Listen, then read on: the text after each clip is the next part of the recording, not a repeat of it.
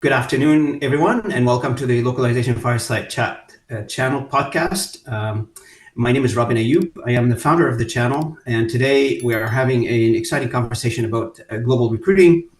We have an exciting panel with us to debate the topic from both perspective, the recruiter and the user of the recruiting services. And I'm honored to have with me Sarah Rosales-Huntt and Matt Grostein and Paula McGrath. And I'll let the panel introduce themselves and start it with Sarah and Paula next and Matt after. Sarah, would you mind?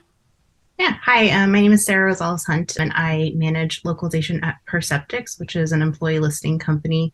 I came there via Humu, which was a recent acquisition by Perceptyx. I was also leading localization at Humu. Thank you, Sarah. Where are you located, Sarah, just for our audience? Oh yeah, I'm in Oakland in the Bay Area. Nice to meet you. Nice to see you face to face.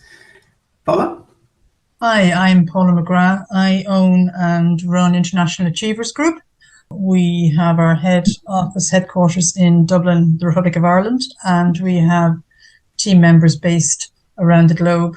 So we Localization Recruitment Solutions. That's us. Nice to see you, Paula, again. Matt? You want to go next? And I'm Matt Grostein. I lead an LSP and multilingual data analytics company called Boston AI. I'm obviously here in Massachusetts, a few miles outside of the city. I've been in the localization industry for about 16 years now, both on the LSP side and on the buyer side.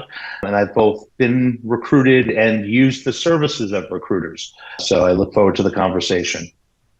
Absolutely. So speaking of that, and to get right into the subject for our discussion, I will start with Sarah.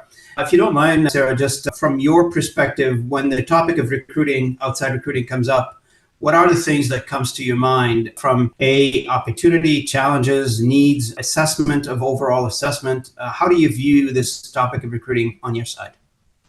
Yeah, that's a great question. I don't have a ton of experience working with recruiters to find resources and talent to work with. I wish I had more because I think that they would be great help. I have a lot of experience trying to find people on my own, and that was really challenging. It's hard to qualify candidates when you're just kind of looking in the dark in the haystack. But I have had the experience of working with a recruiter to get a job. One of my first jobs on the client side in localization was with a recruiter. And I found that what really made a difference was people who took the time to understand localization. If they're not like a specific localization recruiter like Paula is, the knowing what it was is like the reason that I responded to their initial call was because they took the time to understand what localization was and what the job it would entail. I'd had some other experiences where I got kind of cold calls that were clearly they didn't understand what the job was, and those were not as interesting to me to respond to.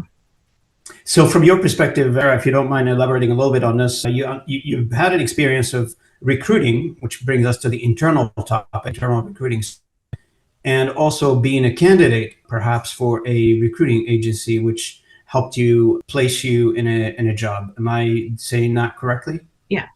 So what was your experience when it comes to internal recruiting? As I heard you mentioning needle in the haystack. Would you mind elaborating a little bit on that one?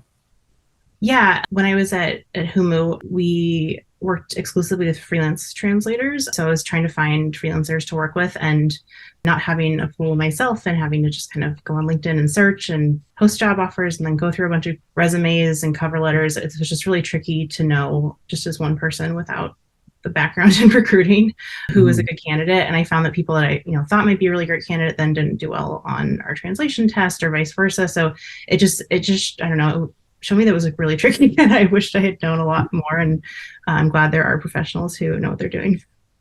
Absolutely. And Paula and I talked about it, this topic, the risk associated with hiring the wrong candidate and et cetera. So you may I've had that experience as well. You had that experience as well? Yeah, it's definitely, sorry, I didn't mean to interrupt you, but yeah, that just spoke to me that, yeah, it causes a lot of issues if you get the wrong person and have to handle that then later on and kind of start back at square zero. Absolutely. Paula, from your perspective, I know we've talked about this before. If you don't mind, where are we now when it comes to that entire global recruiting? I hear a lot of talent shortage, which, I see it as a question mark because I also hear, people are reskilling, retooling, people are losing the jobs for other things because, the jobs are changing and we're not training fast enough. What's this status now? What is the status for recruiting globally from your perspective? I think that the terminology talent shortage is probably a misnomer. I think there's a matching shortage at the moment. And to be fair to everybody involved, I don't know that anybody is ready right now to completely identify what every match should be, because there's such a change coming. It's been coming for the last 18 months. And I'm actually just post Lockworld in Silicon Valley, and this area was covered intensively. And I mean, there's all sorts of comments made regularly about, oh, if companies paid more, or if they offered more, better terms and conditions. It's actually never only about that. I mean, that stuff matters, but it's tertiary to clarity around matching what's needed for the job and, yes, the skills that are out there.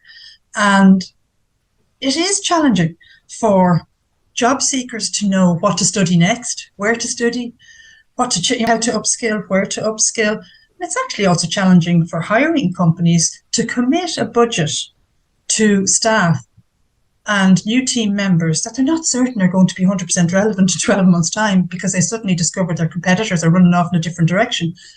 So I personally don't think there's a skills shortage. I think there's a matching shortage, but I can understand why there's a matching shortage from both the job seekers and the employer's perspective.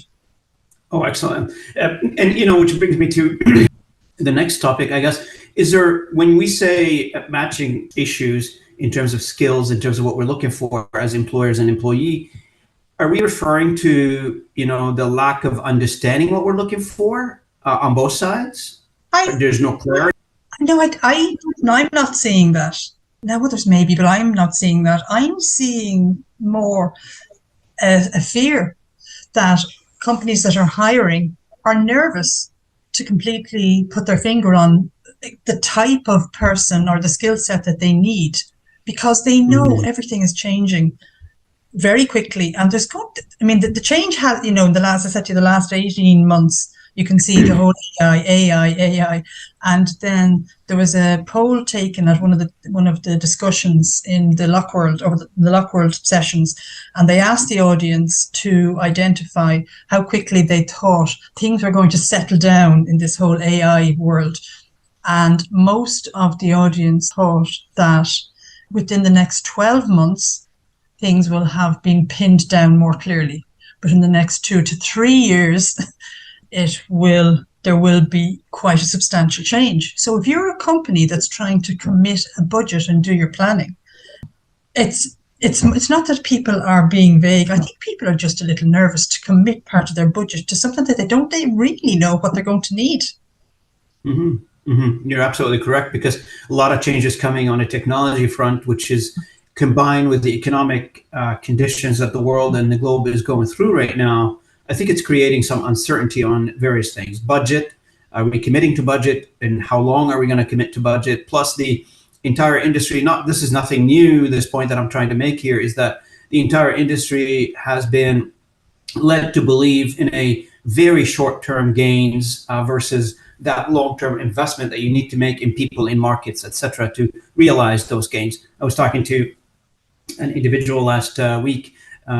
You look at companies that they build their companies to become $140 million companies without naming anybody, and it took them 24 years to get there. Now I'm hearing people wants to get to $150 million in overnight. Impossibility in our industry. So maybe there is a possibility there for somebody to tell me, I'm going to buy six companies, I'm going to put them together, and they're going to be $150 million. But I'm specifically speaking about organic growth in this case. So moving to Matt on the topic, though. Matt, you're by the introduction and by our previous conversation, you're starting a new company, Boston AI, etc. From that perspective, from your perspective of starting a new initiative in the localization world and the data analytics, data in general, what are your views on recruiting? What's your recruiting strategy right now? You're on mute, by the way, Matt. Of course I am. Kids in the background. I can give you my strategy, my recruiting strategy now, and I can give you my recruiting strategy in the past. It's evolved, but I tend to agree with Paula that there's a matching problem and that you need a guide. Now, I would certainly use, once we start staffing up, once we start scaling, and that'll come, I would certainly use the services of a recruiter. I've used a recruiter in the past because I've been, as I would be now, asked to hire for multiple positions that I may or may not have similar skill sets for. I've been asked to hire for ops folks, for solutions architects, for salespeople, for account management people. I would need to hire for those same people now. I would need to hire for those same profiles now. And I don't necessarily, I've never been in an ops position. I've never been a solutions architect. So having someone who can help match folks from a skills perspective is pretty interesting to me. Also I think we put up walls as individuals put up walls. And it's not that easy to just go out and say, I'm looking for this person to the world and get dozens of resumes back and then weed through those resumes and try and figure out who the best candidate is. To have a guide through that, I think for me is important and for me is worth the value, worth the cost of having a recruiter. And then also from a process perspective, you know how many candidates I've lost because of, or I've had colleagues who have lost because of poor process in hiring someone. When you've got someone on the hook who you're really interested in, it's a good match, but you're not managing the process correctly. A recruiter can really help you manage that process. And I think those are the assets and the skills that I've seen and would value and use in the future and do use. Absolutely. And one thing, moving on to Sarah, I guess, thanks, Matt, for this. The one thing that we probably, and I would love to get Sarah's opinion on this one because she's, working in a company that uses those types of services or could potentially use those types of services in the future. Have you ever dealt, Sarah, with a sort of like a cost benefit analysis, internal versus external? And have you thought about that? And if you did, what would be your view on from a financial perspective, because everybody is in charge of budgets nowadays, in charge of cost and monitoring them very closely. What would be your view from a financial perspective, internal versus external? And by the way, you're on mute. Yeah, I've never done the analysis specifically. Sorry, my cat is wanting to join. But yeah, I've never done the analysis specifically, but I mean, I just know that it would save time and money if we were to use a recruiter, because it takes me every time I needed to try to find a new my cat. Okay. Yeah, every time I needed to find a new member of the team, it took a lot of time for me to kind of remember how to do all the steps every single time, what I needed, what I wanted to get out of the process. And it was like doing something new every single time. Whereas it would be if somebody could come in and already know what they're doing, I'm sure they could do it in probably a third of the time that it took me. I'm assuming, Sarah, because, the company that you work for, Perceptix, is a software company, my understanding, and your core competency is software. Of course, you do localization and you're managing the localization process for the company, but it's different from working in a localization company where their main focus is localization. I'm assuming those two are a little bit different, because when a localization company is 100% dedicated to the localization services versus a department inside of a software company, I'm assuming there's differences in the way we treat these things. Am I correct? Yeah, I think so. And I think it makes it pretty challenging because I've been the only person doing localization at both Humu and Perceptix. So when these questions do come up, it's basically all on me. I don't have other colleagues to bounce ideas off of, really, unless I go to, externally find people that in my network. But so yeah, it is tricky. It is like starting from square one every single time I need to do something. and I'm bringing the question to you because I understand that you worked for Aclara before. Yeah. And now you're working for a software company. So the experience must be very relevant to you, because from what you had before and what you have now, and the shared responsibility before as a team of being part of a localization firm versus now you're standalone, or you may have a small team internally helping you. Yeah, it is. So, I think any it's comments on before and after? I guess that's where I'm yeah. going. That's what I'm asking. I think having that experience is really helpful, because when I do work with people who are at localization companies, I kind of at least have some understanding of what it's like for them. And I think we can speak to each other more quickly. There's not that time to figure out what the other person's talking about. So I appreciate that. So Paula, question for you. And, it's always in my mind, is there realistic expectations being set out there of what the expectations are from candidates and what the candidates expect from employers? There's two sides to this coin. I've been through some of those conversations where I feel like the employer is expecting the moon from the candidate, and sorry to put it bluntly. And sometimes the candidate is expecting the moon from the employer as well. What's the middle ground is, and this is where you come in, I'm assuming, as the owner of Achievers Group, to mediate and to bring this to a conclusion of realistic expectations on both sides. So has this been successful? What's your experience? Oh my goodness, I've been in this industry for an awful long time, and that's been a problem from time begun. Yes, there are always organizations that want too much for too little. And then there are always individuals that want too little for too much, want to give too little for too much. There's always been people like that. But yes, the job of a recruiter is to try and encourage the organization and the potential candidates to be realistic about each other. But the truth is, it's more about if you have an organization that is looking for somebody who will fly to the moon, truthfully, there's nearly always people out there who will fly to the moon. So the job of the recruiter is to go and find the people that will fly to the moon. And then, on the other hand, we have, as I said, individuals sometimes who their expectations are just unreasonable. Well, sorry, that's my personal observation. And are just, I don't know too many organizations. There aren't always a lot of organizations that are able to facilitate that personality. But there are some who, can facilitate that personality that goes with that over-demanding individual. Because as long as that over-demanding individual can deliver beyond all their colleagues, so those few organizations are actually largely happy to get them on board, and they handle the over-demanding side of it. So I don't know if I'm a bit fence-sitting here, but that situation has always existed. And yes, our job at International Achievers is to try and find the best way to try and match the right person with the right culture within an organization. Right. But an awful lot of that boils down to building up trust as well and credibility. So if the client, the hiring company, knows that you know what you're talking about and listens to you and trusts you, that's a little easier for us. And the very same with the job seeker or the candidates. Now, speaking of those hard to find skills or skills that, like as you mentioned, Paula, somebody that looking for somebody to fly to the moon and back. So there's a trend going on, and we've talked to several executives in the industry regarding that. And one of them is reskilling, retooling, internally or externally. So basically, organization realizes that some organization, not all of them, and some of them are further along in the process than others, where they realize that we need to do some transformation in our organizations to move from the regular, if you will, legacy way of doing business in the localization world to more of a datafication, if you will, of the business.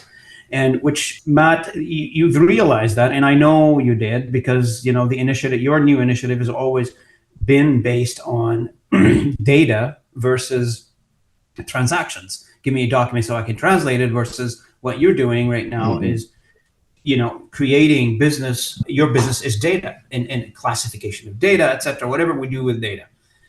What in that aspect, so what skills would you be looking for versus a localization company in a traditional sense, what they would be looking for? And are you finding them directly, or are you going to be transforming them into what you want them to be? Yeah, that's a great question. And I don't think it's binary. I think that there's a lot of people, meaning that I don't think that there's a one-for-one equivalent with LSPs for staff for a company like mine. But I do think that a lot of people that work at LSPs, or a lot of people who have experience with LSPs, would be a good fit for a data company. And I think a lot of LSPs over the course of the next 3 or 4 years are going to find themselves more and more becoming data companies. And when we talk about ourselves as a data company, we're still doing a lot of the classical things that localization companies do. We're just doing them in new and interesting ways that help increase quality and help save companies money and help use the latest technologies. With regard to retooling, Throughout my career, I've always been an advocate of retooling inside of a company and helping people learn and try new positions.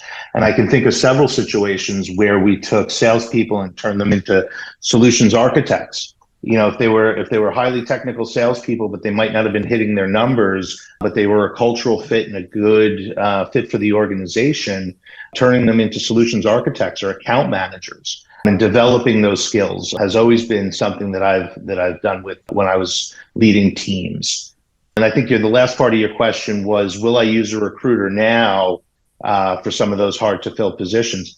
Absolutely. I think as we grow, I'm lucky enough that for my first few hires, when I left my last company, I kind of had a vision in my head of who I wanted those people to be.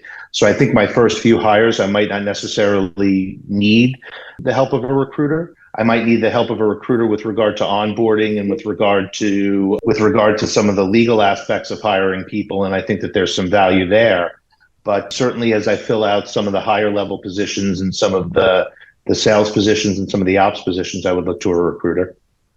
Absolutely, and you bring up a very good point in terms of the working with a recruiter, which brings me to the topic of working with a recruiter.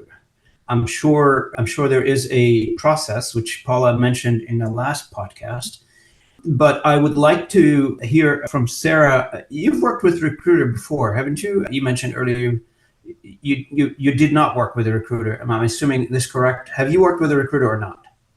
I've been a candidate working with a recruiter. I haven't been on the hiring end working with a recruiter. So from a candidate perspective, what was your experience and what would you do otherwise to improve it if there is an improvement?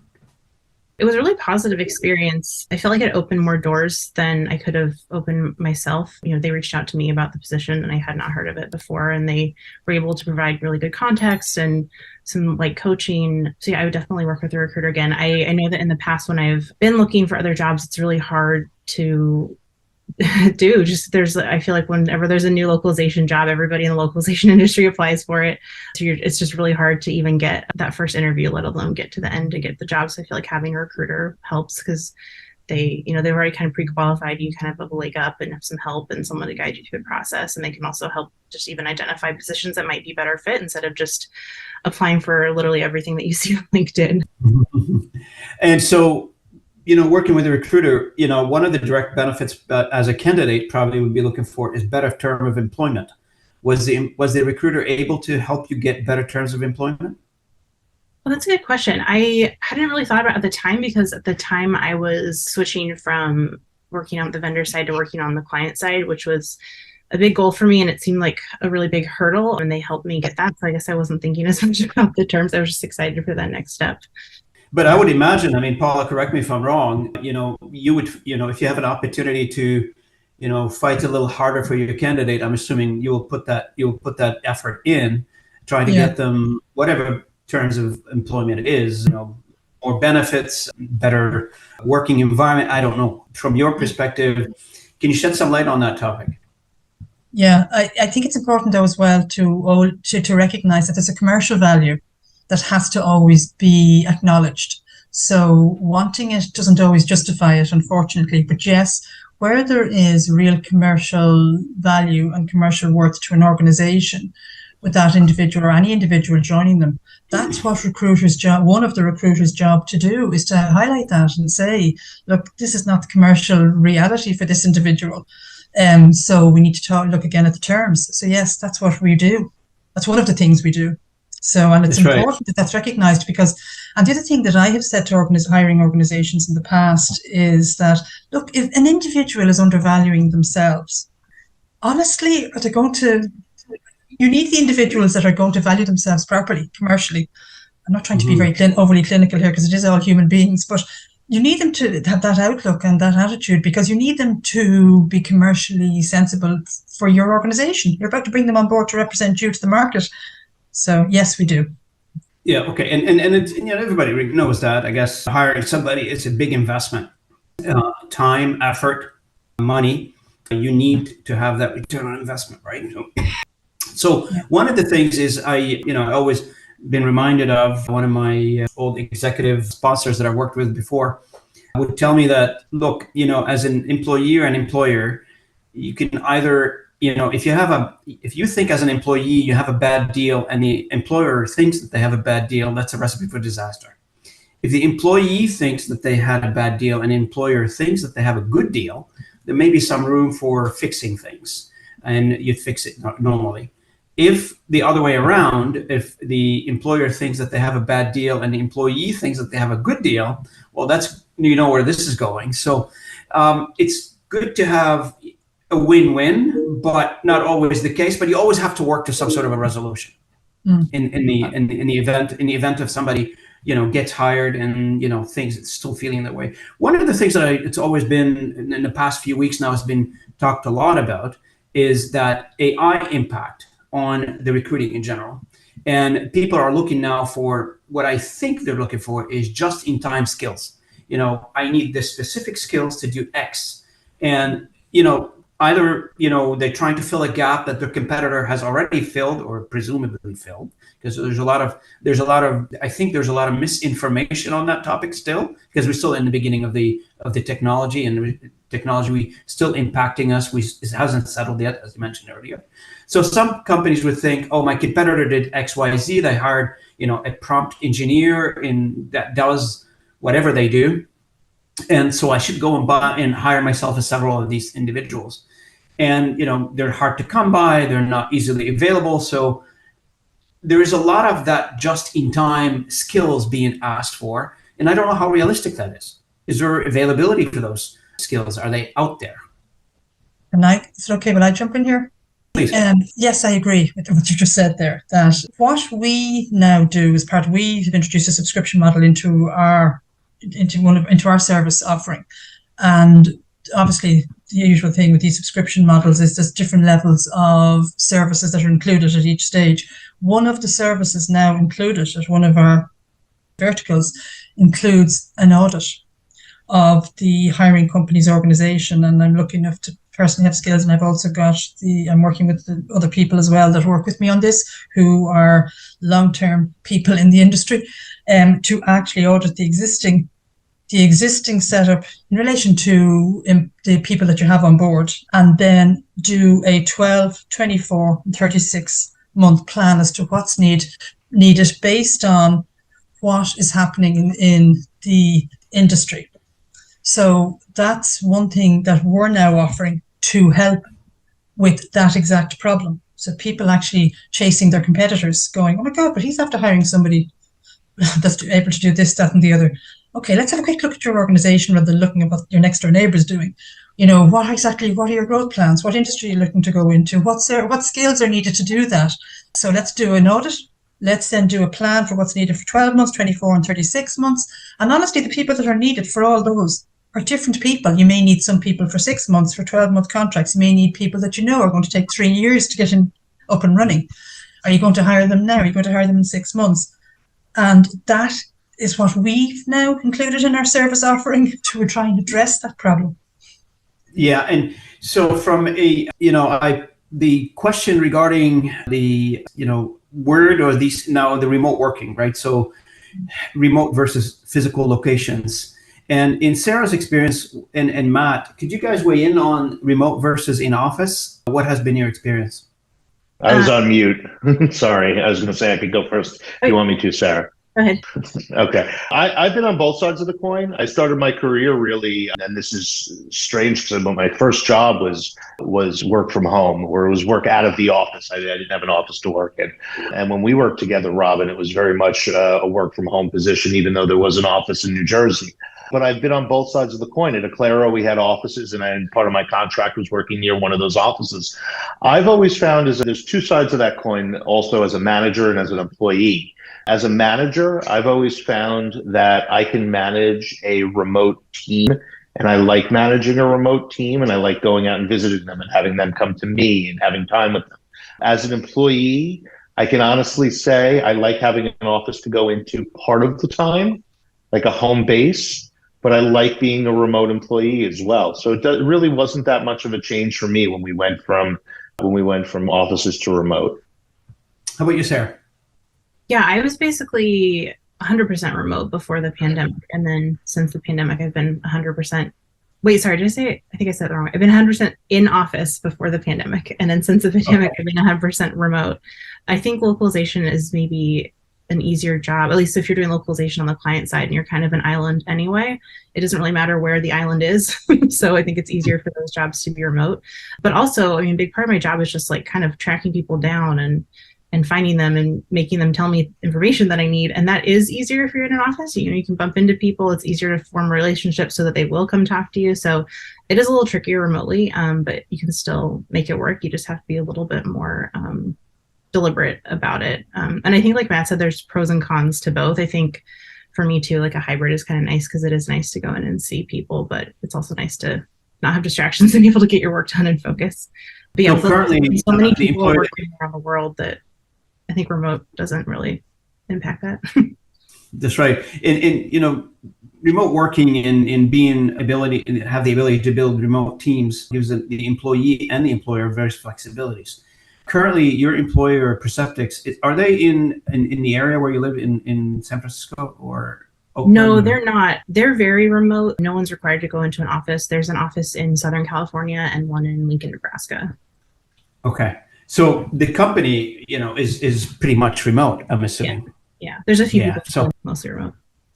Mostly remote, which, you know, this is post-pandemic, post-COVID, it's becoming the norm now. Unless you're physically required to be on site because of the type of the job that you're doing, people are more and more doing, you know, they figured out during the pandemic that we can work remotely, and the cost-benefit analysis for the businesses is great because they save money on real estate, cost of running, you know, the real estate that they own, offices, etc. So it's much better now financially to have remote worker, and a remote worker have a little bit more time for their families. They save money on cost of transportation, etc. So, especially when you live in a large cosmopolitan areas or large demographics like Toronto in Canada, it's home to like 3-4 million people.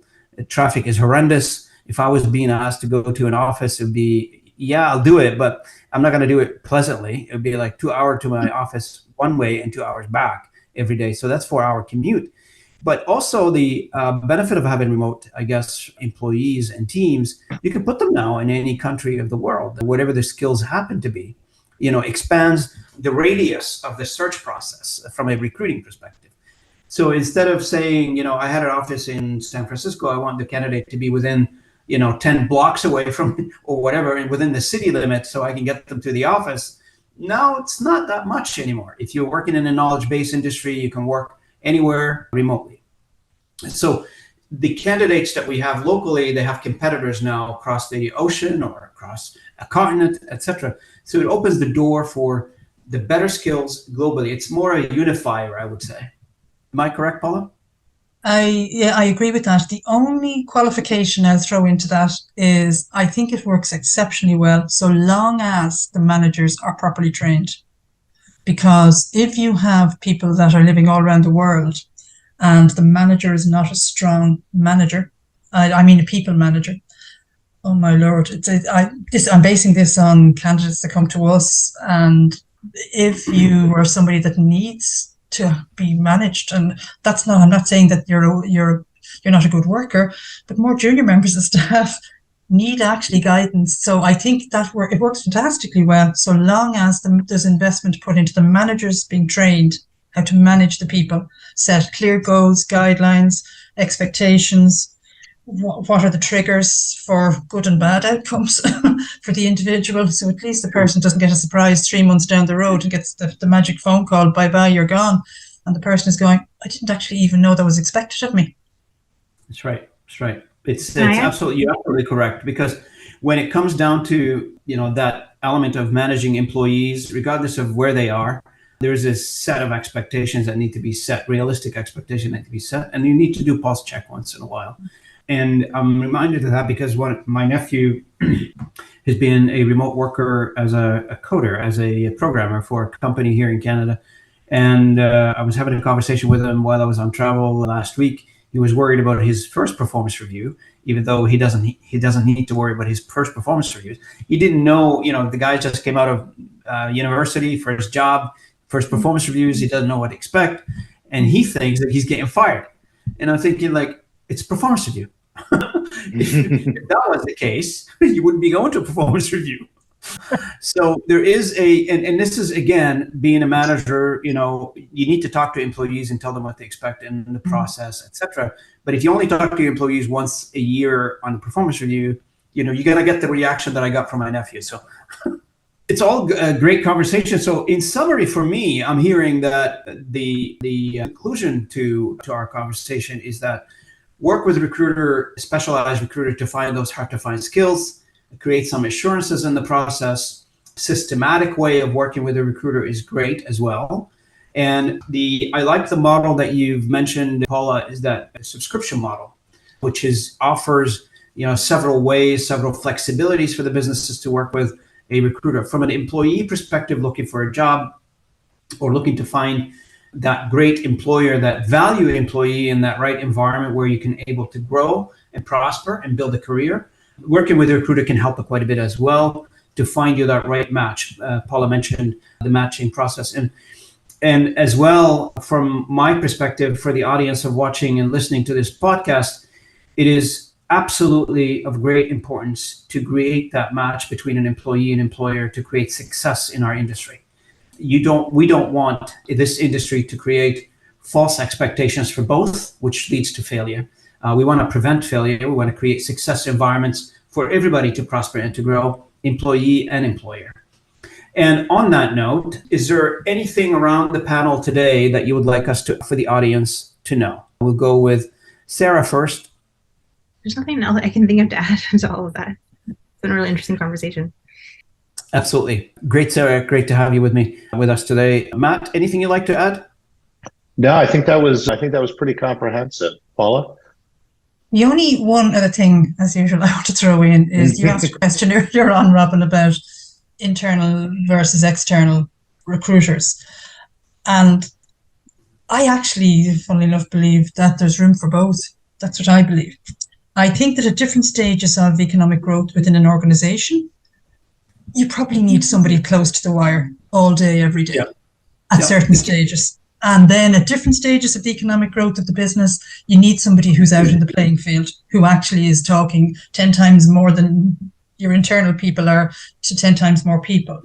So I think where the challenges can come is that organizations don't always identify the right time to use which service for the best to maximize the best economic opportunities for staff potential candidates that are out in the market. So I think there's room for both. That's my contribution. That's right. It's not an either or. They complement each other. You're absolutely correct. And as you mentioned earlier, it depends on the business cycle that your company is in or your business is in. You may have different needs at different times of your business cycle or your business plan. Some companies do have internal recruiting, and there's a lot of successful ones that work internally. There's nothing wrong with that. But also there is a lot of times when you need that specialized someone to be your eyes or ears to the outside market, have a broader reach that can get you access to broader types of candidates to be your successful candidate, hopefully to fill out a position for you. Based on this one, and in conclusion to our conversation today, without any further delay, I know you guys have commitments at the top of the hour, so I won't keep this conversation going for too long. But I want to thank you, each and every one of you. Thank you, Paula. Thank you, Matt, and thank you, Sarah, for joining me today on this interesting conversation and an interesting dialogue. Any further thoughts? We'll go around the block here. Paula? No, I think that's me done for now. Great. Excellent. Matt? Anything to add? You're on mute. You're on mute, Matt. I'm good. Thank you, Robin. I appreciate you putting these on. Thank you. Sarah, any last comments? No, nothing more for me, but thanks for having me. It was great to chat with all of you today. Oh, absolutely. Pleasure meeting you, Sarah. Good to see you, Matt, again. And Paula, welcome to the channel anytime. You have another idea for another interesting discussion. Happy to have you guys and happy to have this dialogue one more time. This is interesting time that we're going through as an industry. The localization industry is going through a lot of transformation right now. And the dust hasn't settled on any of it. Decisions has not yet been made on any of the changes that's going on. We'll go through this together. And as we're going through this together, it's going to generate a lot of ideas, a lot of interesting conversations. And this channel, this podcast, will always be there to take these conversations and bring these conversations to our audience. So thank you again from the bottom of my heart for joining me. I wish you a great afternoon and a great weekend. And thanks. Thank you. Thanks, everybody. Bye.